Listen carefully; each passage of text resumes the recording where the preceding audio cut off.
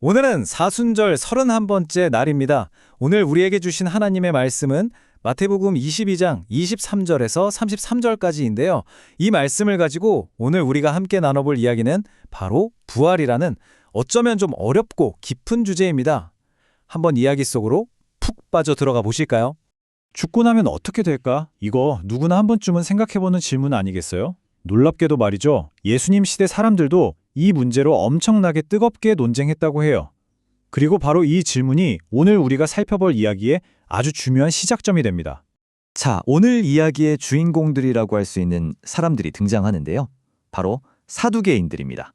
당시 사회에 뭐랄까 최상위 엘리트 계층이었는데 이 사람들의 아주 중요한 특징이 하나 있었어요.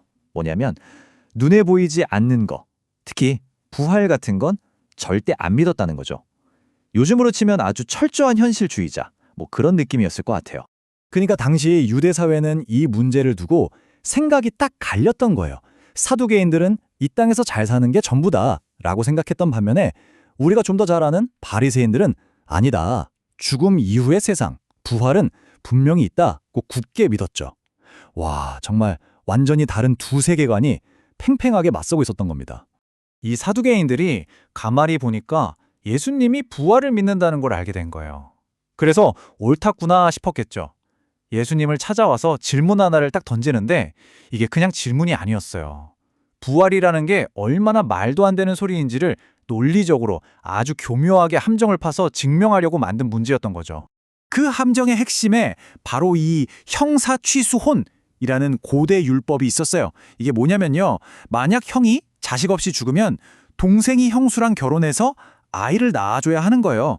그렇게 낳은 아이는 죽은 형의 아들로 대를 잇게 되는 그런 제도였죠. 이걸 알아야만 이 사람들이 얼마나 머리를 굴려서 질문을 만들었는지 이해가 돼요. 자, 그럼 이 사람들이 만든 기가 막힌 시나리오 한번 들어보실래요? 7형제가 있었대요. 첫째가 어떤 여자랑 결혼했는데 아이를 못 낳고 죽었어요. 그래서 율법에 따라 둘째가 형수랑 결혼했죠. 근데 이 둘째도 죽고 셋째, 넷째, 아니 마지막 7째까지 전부 다 그 여자랑 결혼했다가 자식도 없이 줄줄이 죽어버린 거예요. 그리고 마지막엔 그 여자마저 죽었답니다. 와, 정말 듣기만 해도 복잡한데 논리적으로는 완벽한 덫처럼 보이죠? 바로 이 지점에서 사두개인들이 회심의 미소를 지으며 질문을 던집니다. 자, 보십시오. 그럼 나중에 부활의 날이 오면 이 여자는 7명 중에 도대체 누구의 아내가 되어야 합니까? 어때요? 이 땅의 관점에서만 보면 정말 답이 안 나오는 완벽한 모순처럼 들리지 않나요? 누구 아내라고 해도 말이 안 되잖아요. 그런데 여기서부터가 진짜 흥미로워요. 예수님은 이 퀴즈를 풀려고 하시질 않아요. 그건 셋째 부인이야. 이런 식으로 답하지 않으신다는 거죠. 대신에 질문의 바탕에 깔린 그 생각 자체, 그 전제 자체를 완전히 뒤집어 버리십니다. 문제의 답이 틀린 게 아니라 너희 질문 자체가 틀렸어 라고 말하시는 것 같죠? 바로 이 말씀이 오늘 이야기의 모든 걸 바꿔놓는 한마디입니다. 너희가 성경도 하나님의 능력도 알지 못함으로 오해하였도다. 와, 정말 따끔한 지적이죠? 너희가 지금 논리적으로 똑똑한 척하지만 그건 진짜 중요한 두 가지. 바로 하나님의 말씀과 그분의 능력을 모르기 때문에 생긴 오해일 뿐이라는 거예요. 너희가 걷고 있는 그 길 자체가 잘못했다고 딱 짚어주시는 거죠. 그러면서 예수님은 이제 사두개인들이 상상조차 해본 적 없는 완전히 다른 차원의 현실에 대해 설명하기 시작하십니다. 그들이 철석같이 믿고 있던 이 땅의 규칙과는 전혀 다른 세상에 대한 이야기죠. 이게 정말 중요한 포인트인데요. 흔히 우리가 생각하는 부활은 그냥 죽었다가 다시 살아나는 소생과는 개념이 완전히 달라요. 소생은 뭐랄까 나사로처럼 죽었다가 이 세상으로 그대로 돌아오는 거잖아요. 하지만 예수님이 말씀하시는 부활은요, 우리의 몸이 완전히 새롭게 변화해서 새로운 세상의 질서 속으로 들어가는 말 그대로 완전한 변신을 의미하는 겁니다. 그럼 그 새로운 세상은 어떤 곳일까요? 예수님의 설명에 따르면 이래요. 거기선 더 이상 결혼 같은 제도가 없대요. 사람들은 마치 하늘의 천사들처럼 살아간다고 하셨어요. 이게 무슨 뜻이겠어요?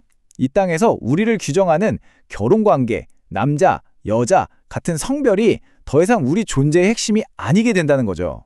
그곳에서의 가장 중요한 정체성은 오직 하나, 바로 하나님과의 관계 그 자체가 되는 거예요. 예수님은 여기서 멈추지 않고 사두개인들의 논리를 완전히 깨부수는 마지막 증거를 딱 제시하십니다.